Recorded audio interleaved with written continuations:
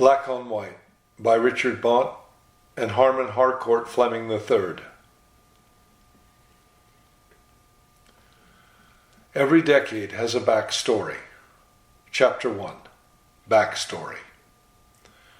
She kept going back to that mirror. If she stared at it for too long, her reflection began to undulate, almost disappearing at the head, or worse, swelling at the hips. But mostly she was a perfect 10, with dark brown, shoulder-length hair, a 36-24-36 figure, enhanced by a double D cup, and perfect mulatto skin. She would have to keep her hair straight. If it hadn't been for that crepe hair, she would have looked almost white. And it was important to look white. Her own beauty mesmerized her. She hadn't changed at all since she was a young 17, and now she was turning into an eternal 29. However, she had stared at herself too long this time, for now her body was collapsing, and she was spread-eagled on a bed. There were two men standing above her, a white man and a black man. The white man seemed gentle at first, but when she looked up at his features, he started turning into something nasty. Then the black man went away, and hundreds of men morphed into the white man's face. She found herself traveling down a long, dark tunnel. From tiny compartments along the tunnel, she was alternatively washing a man's feet and spread-eagled on his lap, rubbing her breasts up against his mouth, and then being whipped later by the same man. She was in Jamaica now in a jeep. A white lover wearing a pith helmet was driving her along. Fields of sugarcane spread out for miles. Like a voyeur, she peered into another compartment where a white man was heaving against a black woman's bottom. Another overseer who leered at her was whipping her own husband outside. Then she saw rows of brownstone houses next to shanty towns, an old shriveled-up madam drinking scotch and nodding at her as she left her group of girls aligned in a semicircle, while redneck southerners stared at their bodies. It was first come, first serve, and he had arrived early to claim her particular body. His lower lip drooled and his skin was sallow, but he paid well and tipped generously and gave her tips about how she could rise to the next social level. Because she was on the lowest rung along with these two Italian brothers. And just as suddenly she was on the top rung, drinking champagne in a delicate crystal flute in a top-of-the-line Bentley. No longer were the sugarcane fields all around her. Only yellow Model T Ford taxis ran along the grid-like streets of New York City's Upper East Side. She smiled easily with her mouth, and her eyes gleamed like stars, and only the cleverest of observers could notice that she had become how she'd been treated, hard and beautiful like the 10-carat diamond she was wearing. Sometimes she'd come to these top society parties with the oldest Italian brother. He was the American-born son of a couple of Sicilians, whom she had met in Hollywood, before she'd been someone, before she'd been anyone. He'd always loved her. He had always been by her side and offered her protection. Behind his gangster exterior and terrible temper, he had a warm heart. Woe to the John, woe to anyone who tried to take liberties with her. As good as he was, however, the Italian was not like the American who was head and shoulders above the hundreds of men she had known. She had first laid sights on him when she was 14, and she had not said a word. She had listened to him speak for 45 minutes, and the moment was fixed in time. He transfixed her. She wouldn't speak because she couldn't get enough of his melodious voice. It seemed to go up and down like the sand dunes all around them. The American did not seem to be dominated by a rigid class structure like the other English boys. He was a god to her, someone gentle but removed, cultivated yet tough, a Jewish war hero whom she loved above all others. He sailed along in front of her as she reached out to him. She grabbed bits of his clothing and touched his hair, only to see that her hands held nothing. He looked back and smiled warmly at her. Yes, he still loved her, that was obvious, but he had made himself unattainable. There was a blonde with blue eyes and a Slavic face running neck and neck with her and reaching out to Sir. She gave her a dirty look, but the blonde would not take the hint. The blonde treated her as if she did not exist. The blonde was beginning to gain on her. Her body began to fail her, and her legs shriveled up. Her skin was flaking too, the white exterior falling off as dirty black patches appeared beneath. How had she become so black? She was on her hands and knees. Madams reeking of cheap perfume in brothels manhandled her breasts and patted her backside. Suddenly she rose above them all and rejoined the American. She pushed Mario and the blonde away and locked her arm in the American's as they walked along imperiously by the sea. They suffered the looks of disapproving passers-by. These people were all put off by a white man walking hand in hand with a black woman. But how black was she? Was she even black? She had always been told how white she looked. The overhead Pacific sun scintillated off a hypodermic needle. A stray breeze carried a whiff of his clean body scrub into her nostrils as her inner thighs squeezed with pleasure. He was riding her like a stallion now in their hotel room. The walls were decorated with pink flamingos and palm trees, lilies of the valley, and purple and red azaleas. 2 tall champagne flutes reflected the setting rays of the early winter sun, while he thrashed above her. They were like 2 opposing, crashing waves, meeting full on as they climaxed together and then fell off to the side of the bed. As they lay there quietly, she suddenly heard the Italian stomping outside like a mean giant. The American grabbed his clothes and darted onto the veranda. Like the pro she was, she bluffed the Italian into waiting for her as the American bolted out another door. She turned around and the Italian was bent over, holding his stomach. There was a film producer looking at her, while the American sat in front of a row of policemen, each looking more cynical than the next one. And she sat down and cried until thick tears ran down her cheeks, carrying with them the sledge of caked eyeliner and pancake makeup. The American was getting married today, to someone else after 12 years with her. She felt herself coming apart and considered all the men in the world who were in love with her. However, a black woman, no matter how white-looking, could not really go out and marry a white man. A huge white wave of water was coming straight at her. The wave was enormous, as big as a mountain. She looked up over the wave and saw blue sky and vast expanses of sugarcane fields surrounded by palm trees. The wave came crashing down as she soared up through it like a phoenix, landing in tall blades of sugarcane.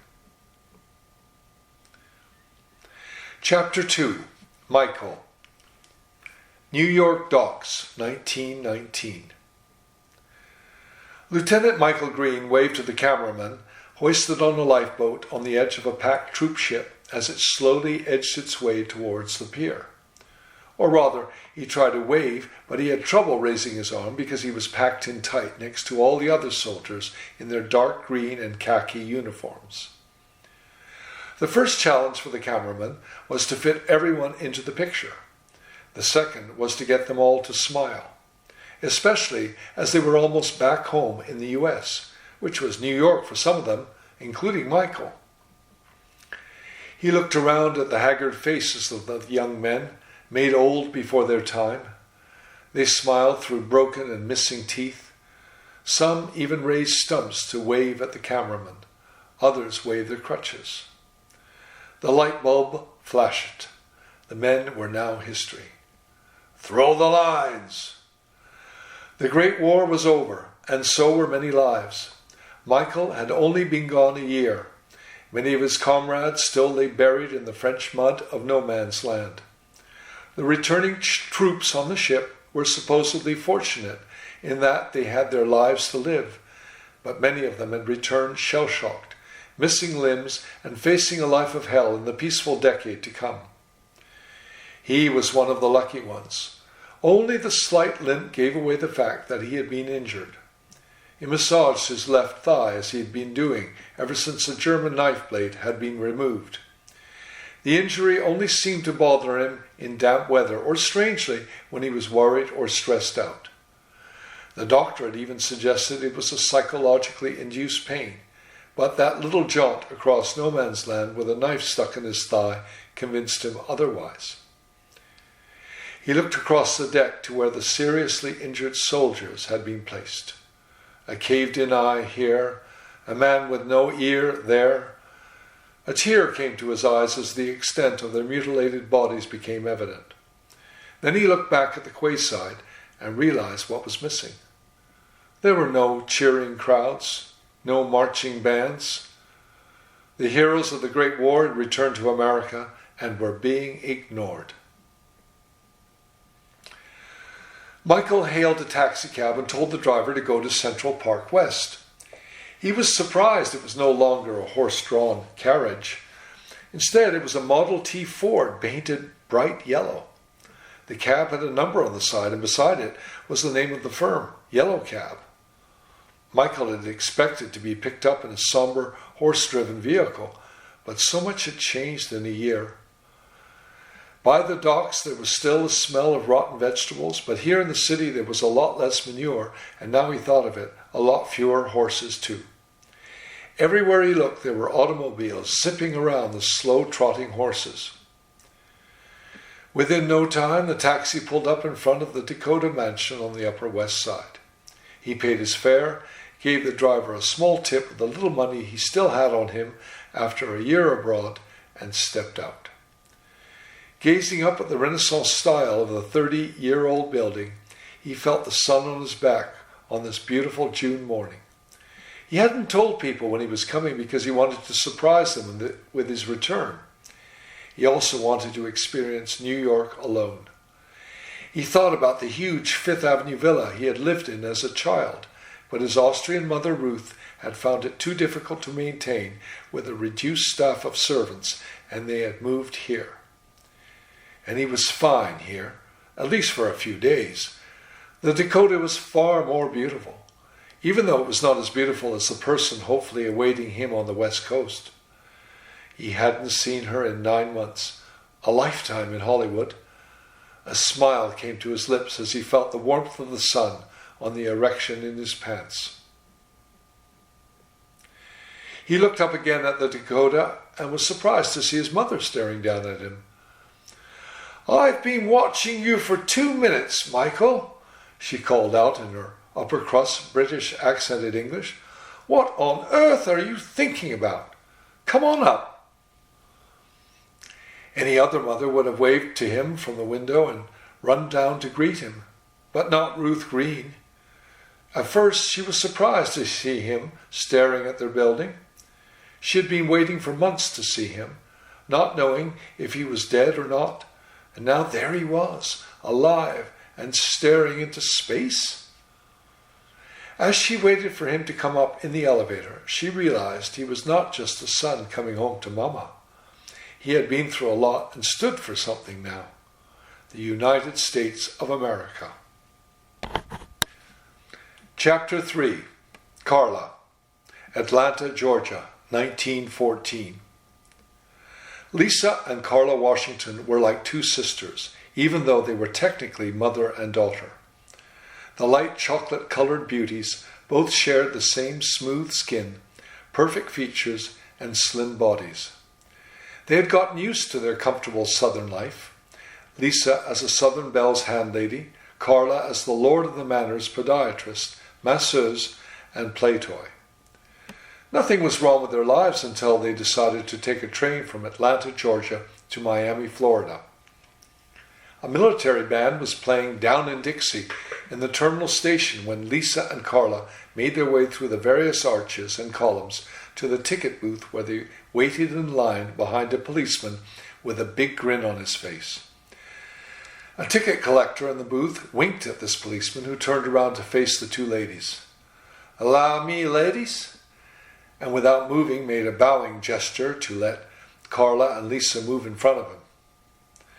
"That's very kind of you, sir," said Lisa, not sure what to do since he hadn't stepped aside. "What's very kind? That I allow a couple of cute niggers to step in front of me? I haven't moved away yet. I just wanted to check y'all out, that's all." "Still, it is very kind of you," insisted Lisa, still confused as to why the man hadn't moved. "To let me check y'all out? Y'all are not trying to proposition a redskin bitch, as you niggers love to call us, are you? What do you think of that, Nick?" The man turned back to the ticket collector.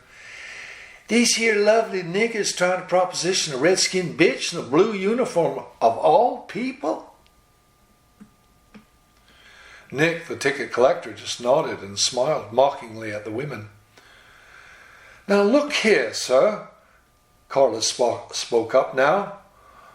"Are you allowing us to go in front of you or not? Because if you are, please stand aside, and if you're not, then we'll wait until you finish your business. You're the one who offered in the first place." Listen to the young'un. Y'all hear that, Nick? "You bet, officer. I heard a little nigger getting uppity with the law. That's what I heard." "And a cute little nigger that, aren't you, honey?" The policeman grabbed at Carla's bottom. She slapped his hand away. Incensed, the policeman grabbed her hair and pulled her face close to his so no one else could hear. "Now you listen here, you little cock-sucking nigger bitch. You might think you and your big sister here are mighty fine, because let's face it, you are. But remember, y'all could be just two hookers out of jail, and that's where I intend to put you before you get too tame." "Please, sir," said Lisa, "we're not what you think, and my little girl didn't mean any harm." "She ain't so little anymore, woman. Pretty tasty, if you ask me." With that, the policeman inserted a whistle into his mouth, put the arm on the mother and daughter, and marched them out of the station. Then he blew his whistle, and a horse-drawn caboose pulled up. "Take these hookers in for the night, Jim. See how they like it." "Sure thing, Ned." Jim proceeded to handcuff first Lisa, then Carla.